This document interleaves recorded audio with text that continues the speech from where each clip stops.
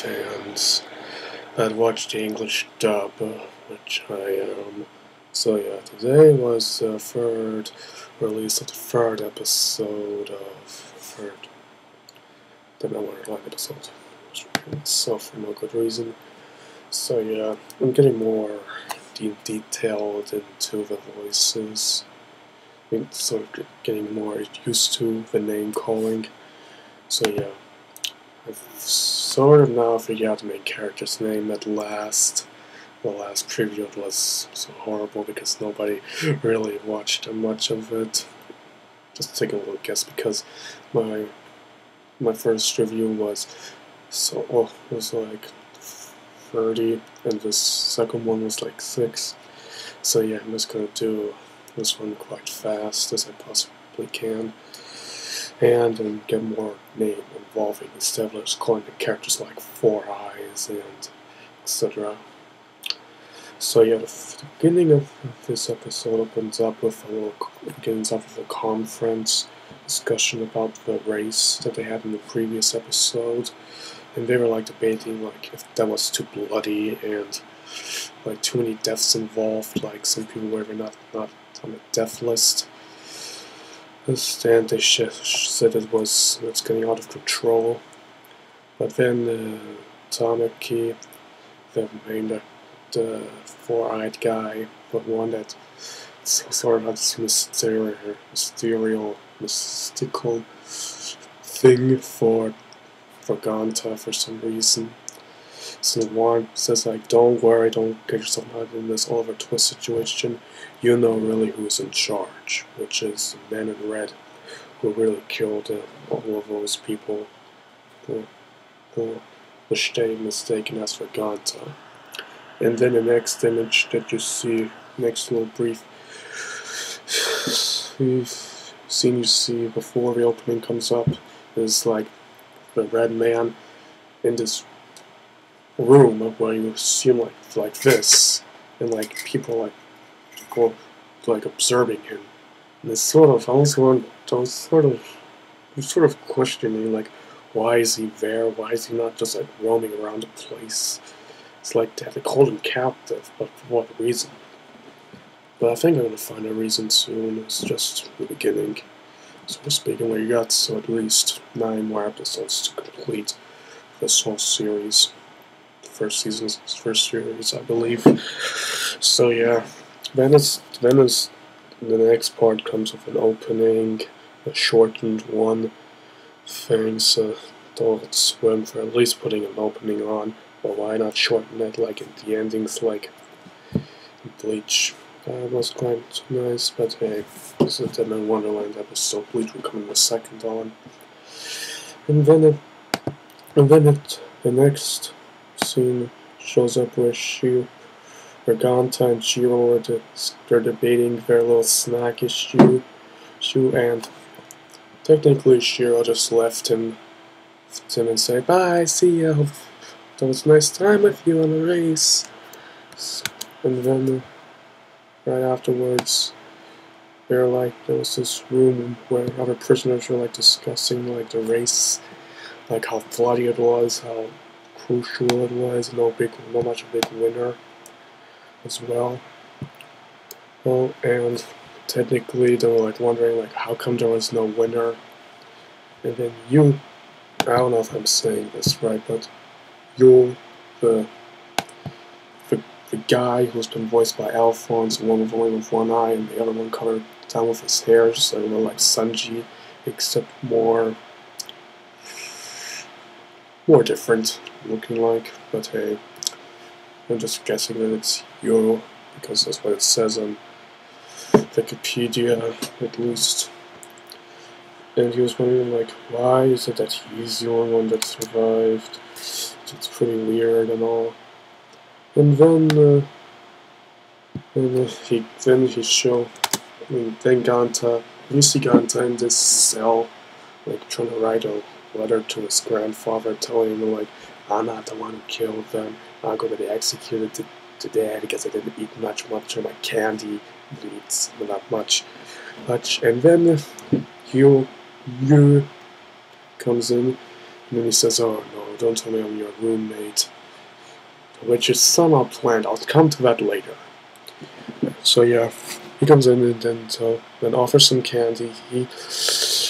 Ganta says yes, he eats the candy, it's uncomfortable, and then there's a little bit of like a Yu flashback where Yu has been sent a target from Tamaki to him, like, keep an eye on Ganta. Yes, I'm gonna miss your pass, and if you do, I'm gonna give you a card with points in it. That's why you can survive more. Cheap trick. And Tamaki, but hey, it's just his way, sense of sneakiness around the place. And then Yu's trying to act all nice and generous, and the next part comes up with they eating ice cream, like, sort of like ice cream place which comes out of nowhere. It's like the ice cream stand right in the prison. It's like, what the hell?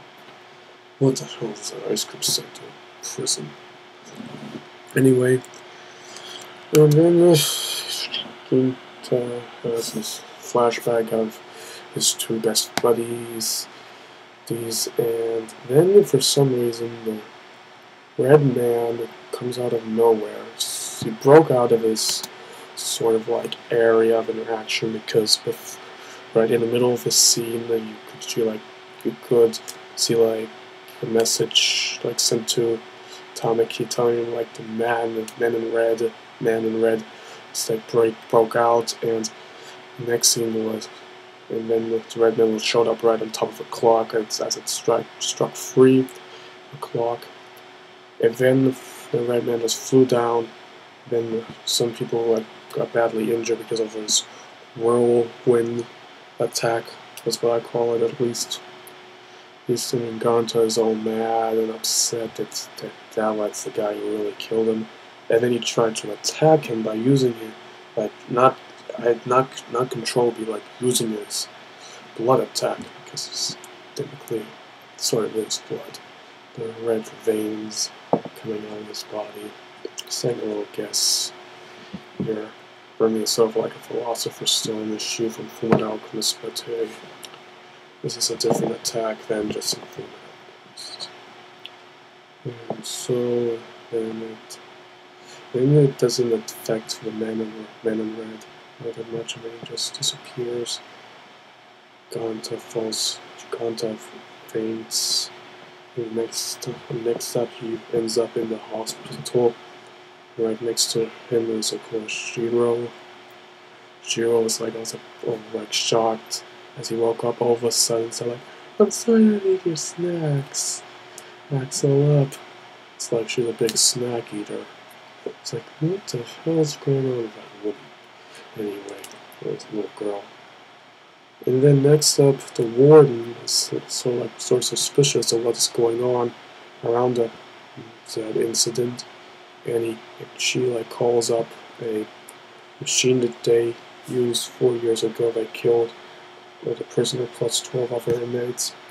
It's sort of like a machine type, and its targets is Ganta and sort of Shiro. Well, and right before Ganta wanted to leave, he heard this rumor right next to, the opposite side of him, like three prisoners were like discussing about the attack. One of them said, "Hey, wait, I know that guy. He was using in Block G." Yeah. And then the Shiro was like all excited and wanted to get revenge, so he just wanted to find G Block with Shiro, which it caught on, which then out of nowhere Yu came out of. And then you could see another flashback where Yu and Tamaki had a little discussion, debate about it, and Yu just said, "No way, I'm not doing this anymore." And then Tamaki just offered him more cards on a big pile, and he said, "No way with that, I'm just going to continue doing it.